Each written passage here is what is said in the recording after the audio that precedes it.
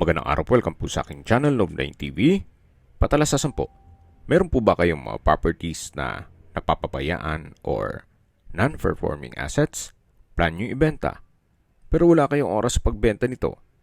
Kung ito'y pagkakatiwala nyo po sa amin, tawag lang po kayo sa aking numero, usap po tayo, gawin ko po ng video for free. Yes, libre po, wala po kayong babayaran. Tutulungan pa namin kayong mabenta ang inyong property. Kami na po bala sa marketing, sa boosting or paid ads, even sa tripping, hindi na po kayo mapapagod sa pag-entertain ng mga buyers. Kami na po bala sa lahat. Tawag lang po kayo. Nandito po tayo ngayon sa Dasmariñas, Cavite, kung saan meron po tayong bagong video presentation. Isang property na pwedeng maging income generating o pwedeng gawing rental business. May lot area po ito na 72.5 square meters. Ito po ay titulado. May 2 bedrooms, 2 toilet and bath, walang garahe, may tubig at kuryente, at flood-free area.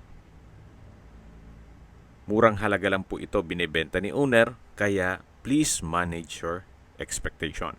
Duplex style po yan. Ito po yung first unit. Check po natin. May maliit na gate na po ito. Then may balkonahe. Ito pong main door ay naka-aluminum screen door. Meron din pong steel window. Ito po ay nasa corner lot. Pasok po tayo. Naka-wooden door. Ito po yung living area o salas na naka-tile flooring. Bali po kada unit ay may isang kwarto at banyo. Pero ito pong side na to ay pwedeng butasan para pag-isahin nyo na para mas malaki itong bahay. Kaya nabanggit ko kanina na 2 bedroom at 2 toilet and bath. Ito po yung tinutukoy ko na kwarto. Sa structure po ay maayos naman siya. Then meron din pong steel window. At dito naman po sa dulo yung kusina at yung banyo. Kaya po nang nasabi ko sa inyo, please manage your expectation. Especially ito po'y low budget lang. Ito po yung banyo. Palitin na rin ng toilet bowl. Pati kisame. At balik po ulit tayo dito sa may living area o salas. Ito po yung first unit. At ito po yung natatanaw natin. Yan na po yung main door. At paglabas nyo po, ay yung balkonahe. So, ito po yung corner lot at yung first unit. Bali, nasa alley po yan. Then, dito naman po sa kabilang unit, ay halos same floor area at lot area. Nagkataon lang na corner lot yung isa. Ganun din po ito. May malit na balkonahe. Pagawain na ang kisame. Then naka-jalousie po itong mga bintana. At ang dokumento po nito ay titulado din. Meron din po itong isang kwarto, isang banyo at kusina. Meron din pong living area o salas. So, i-assume nyo lang po na kailangan ipa-renovate ito. At habang naglilibot po tayo, pag-usapan natin ang distance, location at travel time. Mula po sa Walter Mart, Dasmariñas, ang distance is 1.8 kilometers at ang travel time is 7 minutes.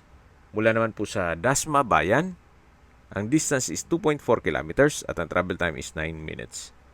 Mula naman po sa National College of Science and Technology, ang distance is 2 kilometers at ang travel time is 8 minutes.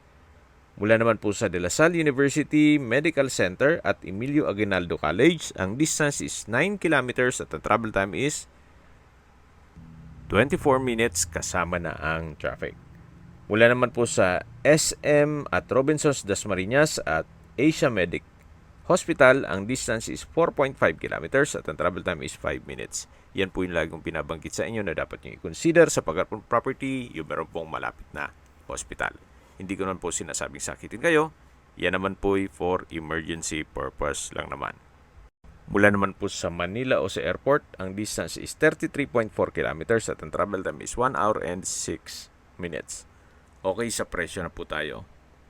Binebenta po ni owner for each unit ay 1.9 million pesos.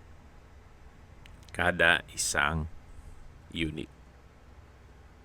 Hindi po yan buo, kundi 2 unit po yan. Kung kaya nyo yung isang unit lang, yun po, 1.9 million pesos. Then, kung kaya pa yung isang unit, another 1.9 million pesos.